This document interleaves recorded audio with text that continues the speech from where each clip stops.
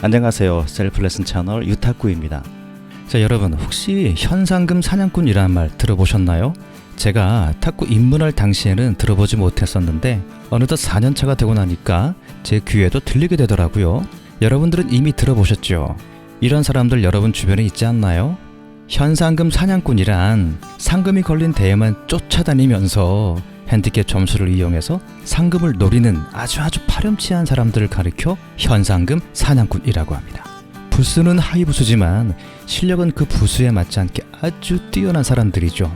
실력은 있는데 부수가 하위 부수이다 보니까 상위 부수 선수들에게 핸디캡 점수를 받아서 경기하려는 사람들입니다. 핸디캡 2점에서 3점을 받으니까 당연히 이길 확률이 높습니다. 실력은 비슷하지만 부수가 하위 부수니까 핸디캡을 받습니다. 뭔가 공평성이 없어 보이지 않습니까? 아주 유리한 조건을 가지고 경기를 하니 고수들이 이런 사람들을 이길 재간이 있겠습니까? 거의 패하고 말지요. 이런 사람들을 생활체육 탁구에서는요, 현상금 사냥꾼이라고 부릅니다. 근데요, 현상금 사냥꾼이라고 하니까 왠지 어감이 더 멋지게 들리네요. 사냥꾼 멋지잖아요. 아니 이런 놈들한테 아주 가당찮게 무슨 사냥꾼입니까? 제 생각에는 사냥꾼이 아니라 사기꾼이라고 해야 맞습니다. 탁구계의 사기꾼. 사냥꾼보다 훨씬 맞지 않습니까? 뭐 굳이 하나 더 든다면 탁구계의 타짜? 네, 타짜로 좀 비유하고 싶습니다. 자기 부수를 속여서 상금을 싹쓸이 하니까 사기꾼 타짜가 맞죠. 안 그렇습니까? 이런 사기꾼들은 아주 모두를 잡아다가 감옥에서 평생 탁구치게 해야 합니다. 사기는 고의로 사실을 속여서 사람을 착오에 빠지게 하는 행위를 말합니다. 대한민국 형법 제347조에 사기죄는 사람을 기망하여 재물의 교부를 받거나 재산상의 이익을 취득한 자는 10년 이하의 징역 또는 2천만 원 이하의 벌금에 처한다고 했습니다. 사냥꾼들은 부수를 속였으니 사기성이 성립된다고 봅니다. 그리고 속여서 우승 상금을 취했으니까 사기죄가 맞지요? 아무튼요, 우승 상금이 걸린 대회는요, 무조건 경찰관들을 막 대거 투입해서 테이블마다 한 명씩 배치해서 뭔가 수상쩍다 싶으면 무조건 수갑 채워서 붙잡아 가야 합니다. 사기죄로 말입니다. 여튼 사냥꾼들은 수단과 방법을 가리지 않고서라도 우리 생활체육 탁구에서 아예 발을 못 붙이게 해야 합니다. 제가 예전에 어느 클럽 대회에서요, 현상금 사냥꾼들을 본 적이 있었습니다. 옆에 앉아있던 동생이 알려주더군요. 저 사람들이 우승 상금 타려고 이런 대회만 다니는 사람들이에요. 저 사람들은 대회 잘 안 나가요. 출전하더라도 승급 직전에 일부러 패하거나 기권해서 승급하지 않는 사람들이에요 라고 말입니다. 근데요, 와, 사냥꾼답게 엄청 잘 치더라고요. 도저히 하이부스라고는 볼 수 없을 정도였어요. 아니 이게 말이 됩니까? 아이고 현상금 사냥꾼님들, 아니 탁구 사기꾼님들 참 훌륭하십니다. 아니 돈이 그리 좋습니까? 돈이 뭐가 좋다고 사기까지 치면서 우승하려고 합니까? 10만원, 20만원, 30만원이 그리 좋습니까? 아니 사기쳐서 우승하면 만족스럽습니까? 사기꾼들은 돈의 양심을 팔아버린 사람들입니다. 이런 비양심적인 사기꾼들 때문에 클럽에서 개최하는 대회가 피해를 보는 겁니다. 그 피해는요, 일반 순수한 생활체육 탁구인들에게 고스란히 돌아갑니다. 대회 참가비가 사기꾼들 주머니에 들어가니까 말입니다. 그러니까 대회 기피 현상이 나타나는 겁니다. 왜 이런 사기꾼들한테 내 소중한 재산을 헌납해야 합니까? 이게 피해가 아니고 뭐겠습니까? 그뿐인가요? 고수들에게는 피해가 없을까요? 고수님들은요, 실력이 있는데도 불구하고 핸디캡 때문에 패하는 피해를 입습니다. 0대0으로 맞대결하면 충분히 이길 수 있는 실력인데도 핸디캡 때문에 패하게 되니까 억울하지 않겠습니까? 핸디캡 때문에 고수들이 피해를 보는 것을 보면 진짜 불쌍하고요, 처량합니다. 내가 이러려고 고수가 되었나 하지 않겠습니까? 그리고 사냥꾼들은 부수 장벽을 높아지게 해서 고수 누적 현상을 일으키는 주범입니다. 고수들이 부수에 차고 넘치는 현상 말입니다. 그러면 아무것도 모르고 승급한 사람들이 바보 취급을 받게 됩니다. 저같이 말입니다. 제가 얼마 전에 사부가 되었는데요, 어떤 분이 뭔가 의미 있는 말을 하더군요. 아이고 좀 더 있다가 사부되지 그랬어 라고 말입니다. 어휴 잘했어 축하해요 이런 말 못 들었어요. 글쎄요, 이게 뭐랄까요, 이 뭔가 뉘앙스가 깔린 말 아닐까요? 그때는요, 그분의 말뜻을 몰랐습니다. 그런데 이제는 이해합니다. 여러분들도 대충 감 잡히시지요? 자, 여튼 현상금 사냥꾼, 생체 탁구의 사기꾼 타짜들은요, 우승 상금이 걸려있는 대회를 전국을 무대로 휘젓고 다니면서 핸디캡 2, 3점을 이용해서 우승을 낚아채는 사람들입니다. 핸디캡 제도가 하이브스 선수들을 배려해주려고 했던 처음의 의도와는 달리 지금은요, 상금을 타게 만드는 도구로 변질되고 말았습니다.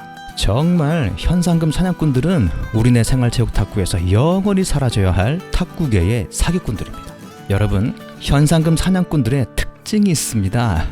제가 곰곰이 따져보니까요, 자그마치 22개나 되더라고요.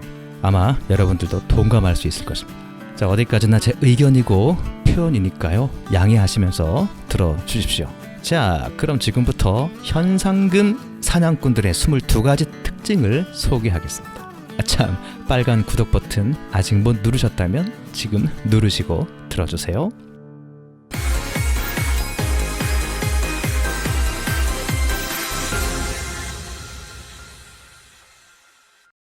첫 번째, 돈벌이로 탁구 치는 돈벌레다.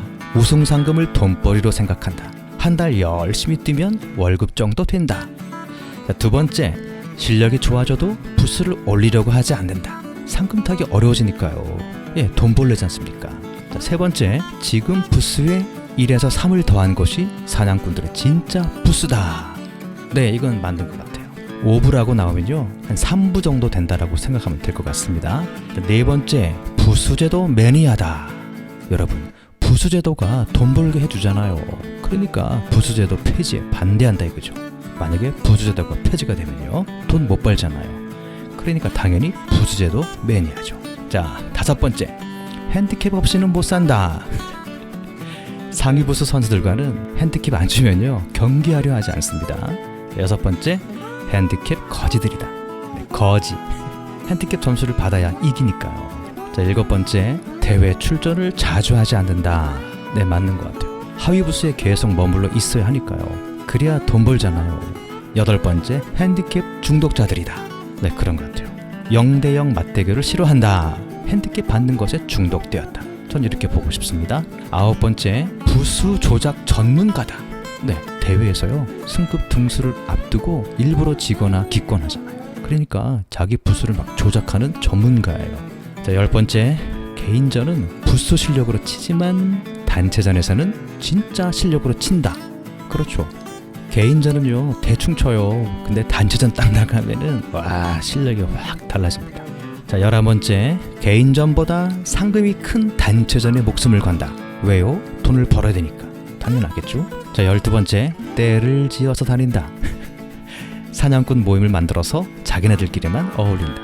13번째, 대회에도 사냥꾼끼리 팀을 이루어서 출전한다. 예, 요건 좀 맞는 것 같아요. 자, 14번째, 방랑자들이다. 한 곳에서 꾸준히 다니지 않는다. 대회만 기웃거린다. 15번째, 우승 상금이 달린 대회 스케줄을 꿰고 있다.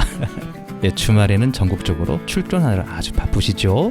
16번째, 착각병 환자들이다. 네, 자기가 잘 친다는 자가당착에 빠져있죠. 이보세요, 태산이 높다 하되 하늘 아래 메이로다. 이 말 모르시나요? 당신들보다 더 잘 치는 하늘 같은 고수들이 깔려 있습니다. 무슨 소리세요? 17번째, 카멜레온이다. 네, 2개의 실력을 갖고 있어요. 돈이 걸리면 고수 실력을, 평소엔 하수 실력을 이렇게 장착하는, 네, 실력을 갖고 있습니다. 18번째, 뇌가요, 쓰레기로 가득 차 있습니다. 스포츠 정신이 없습니다. 정정당당 정신이 없습니다. 19번째, 겸손의 왕이다. 실력이 좋다고 하면요, 아이고 저 못 쳐요. 이상하게 오늘따라 잘 되네요. 아주 요렇게 거짓말을 하지요. 20번째, 하수보기를 우습게 여긴다. 네, 하수들과 놀지 않죠. 왜요? 돈벌이가 안 되니까. 21번째, 승부 조작꾼이다. 네, 상황에 따라서 막 승부를, 승패를 모의합니다. 야, 너 이번에 쳐. 야, 형이 올라갈게. 알았지? 이렇게 사전에 모여서 말이죠, 카톡하고 막 화장실에서 작전 짠다니까요. 자, 마지막으로 22번째, 사냥꾼들은 대개가 좀 젊습니다. 자, 여러분, 더 나이 들기 전에 빨리 은퇴하세요. 인생 꽝칩니다. 아셨나요? 자, 이렇게 22개입니다. 제가 좀 너무 비꼬았나요? 그렇다면 죄송합니다. 자, 여러분, 그러면 이런 놈들을 어떻게 하면 좋을까요? 제 생각에는요, 이렇게 했으면 좋겠습니다. 자, 첫 번째, 이런 놈들의 사진을 모아서 전국 탁구장에 걸어놔야 합니다. 그리고 아래에다가 돈벌레니까 지갑 조심하세요 라고 써 붙여놔야 합니다. 두 번째는요, 전자 발찌를 채워야 합니다. 세 번째, 이런 놈들은 8부 아래에 사기꾼 부스를 하나 더 만들어서 그리로 다 보내야 합니다. 5부, 6부, 7부, 8부, 그리고 사기꾼 부. 아직 영원히 그 부스에서 못 나오게 해야 합니다. 네 번째는요, 이런 놈들이 대회장에 나타나면 경찰들이 출동해서 막 강제로 승급하도록 권총을 겨누고 말이죠, 위협을 해야 합니다. 만약 말 안 들으면은 구속시켜야 합니다. 자, 다섯 번째, 탁구장에 기웃기웃 거리잖아요. 그럼 툭 붙잡아서 그냥 목선 태워가지고 북으로 그냥 북송시켜야 됩니다. 자, 뭐 또 없나요? 자, 여러분들 어떻게 하고 싶으신가요? 예, 뭐 여튼 웃자고 한 소리니까 너무 심각하게 들으시면 안 됩니다. 그리고요, 저 고소하면 안 돼요. 아셨죠? 고소하지 마세요. 자, 탁구를 사랑하는 여러분, 생활체육 탁구에서요, 이런 사냥꾼, 사기꾼들이 판을 치는 이유는요, 다름 아닌 이 부수제도 때문입니다. 이 사람들은요, 사실상 합법적으로 활동하는 거예요. 부수제도로 들여다보면 아무 문제가 없습니다. 경기에서 졌으니까 승급하지 못하잖아요. 그러니까 부수가 맞다고 고집하는 겁니다. 법이요 하면 할 말 없습니다.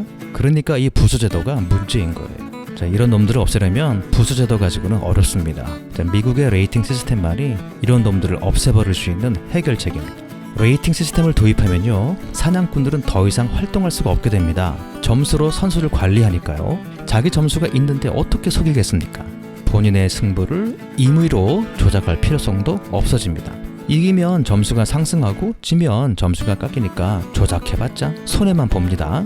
게다가 레이팅 시스템에는요, 핸디캡이 없습니다. 0대 0 맞대결을 하니까 얼마나 깨끗하겠습니까? 핸디캡 때문에 이겼니 졌니 이런 소리 전혀 없습니다. 오직 실력으로만 승부하게 되죠. 제가 볼 때 레이팅 시스템은요, 합리적으로 만든 아주 탁월한 제도라고 봅니다. 우리나라 생활체육 탁구에 이 레이팅 시스템이 정말 도입되면 좋겠어요. 자, 마지막으로 현상금 사냥꾼님들에게 정중히 부탁합니다. 사냥꾼님들, 대회 나가셔서 정정당당하게 승급하세요. 그리고 자랑스러운 탁구 스포츠인이 되어주십시오. 전 뒤에서 말이죠, 동료들에게 현상금 사냥꾼이니 사기꾼이니 타짜니 하는 소리 듣지 말고 깨끗하게 사시길 부탁합니다. 자, 오늘 영상은 여기까지입니다. 정정당당한 것이 스포츠의 진짜 정신입니다. 부정한 방법으로 이기는 것은 스포츠가 아니라 사기이죠. 우리 생활체육 탁구에는 사기를 치는 분들이 사라졌으면 좋겠습니다. 그래서 우리나라 탁구가 무궁히 발전해서 세계를 제패하는 날이 오기를 바라봅니다. 영상이 마음에 드신 분들은 빨간색 구독 버튼 꾹 눌러주세요. 여기까지 유탁구였습니다.